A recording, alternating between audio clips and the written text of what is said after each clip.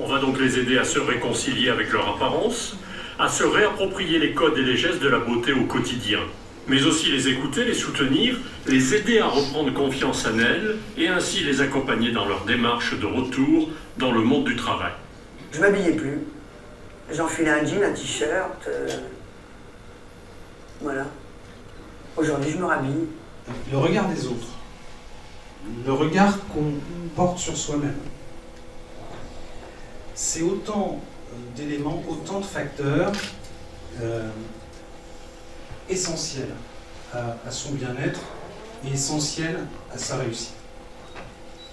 Ce soir, je voudrais vous parler d'une histoire d'hommes touchés par une femme, par 7 femmes, mais une histoire d'hommes. Le premier, c'est donc Michel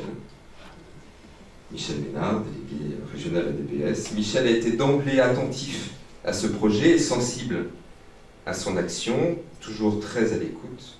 Michel n'a cessé d'être un soutien depuis le 24 avril 2012. Merci Michel pour ton accueil et ta réceptivité. À travers toi, merci à la DPS. Sans vous, l'ouverture du salon de Tours n'aurait pas été possible.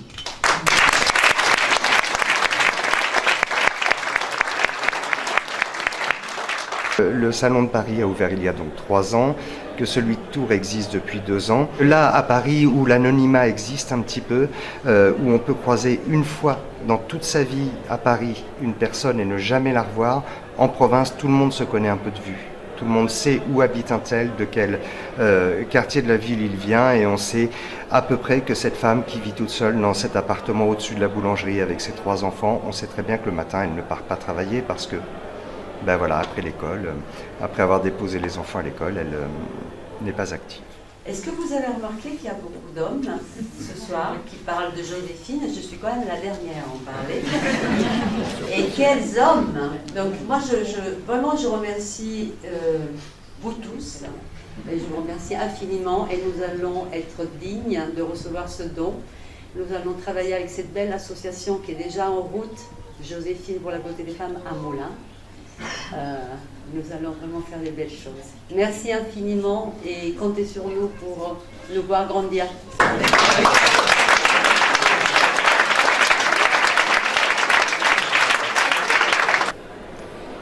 Les femmes, elles arrivent chez Joséphine pour la beauté des femmes, à l'association, à travers les associations qui les soutiennent pour bien d'autres problèmes, à travers un référent qui les suit. À ce moment-là, il y a une fiche de liaison qui est remplie par le référent, car chez Joséphine, nous ne demandons pas aux femmes de nous relater leur vie, elles le font que si elles se sentent en confiance, que si elles en ont envie. Avec cette fiche de liaison, nous savons très exactement où elles en sont dans leur vie, et à ce moment-là, on les reçoit comme une cliente, c'est-à-dire qu'on les reçoit « Bonjour madame, qu'est-ce qu'on peut faire pour vous? De quoi avez-vous envie qu'on s'occupe ?» Voilà, c'est tout de suite très très à l'aise.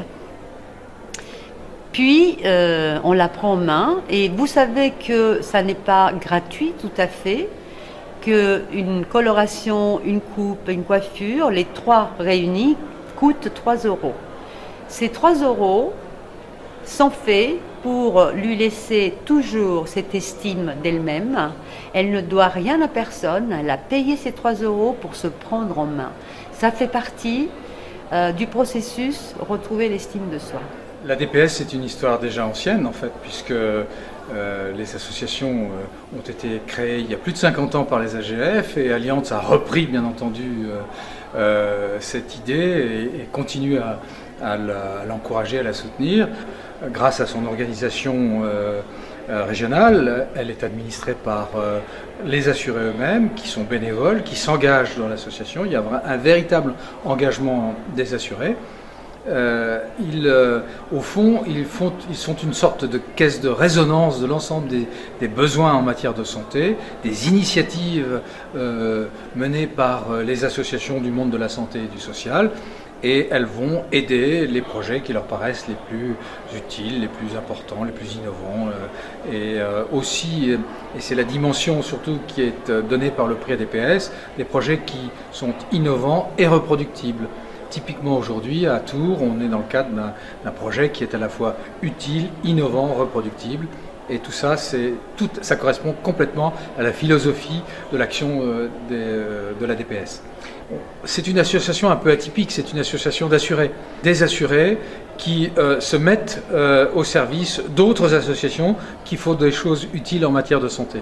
Voilà, c'est un petit peu une démarche tout à fait atypique, originale, parce que, en plus, chez les assureurs, on est la seule compagnie d'assurance traditionnelle, c'est-à-dire non mutualiste, à proposer à nos assurés de s'engager dans cette démarche de solidarité, à être autre chose que simplement des assurés qui s'assurent pour eux-mêmes, pour leur famille, mais qui, à cette occasion, vont aussi s'engager à travers la DPS dans une démarche de solidarité.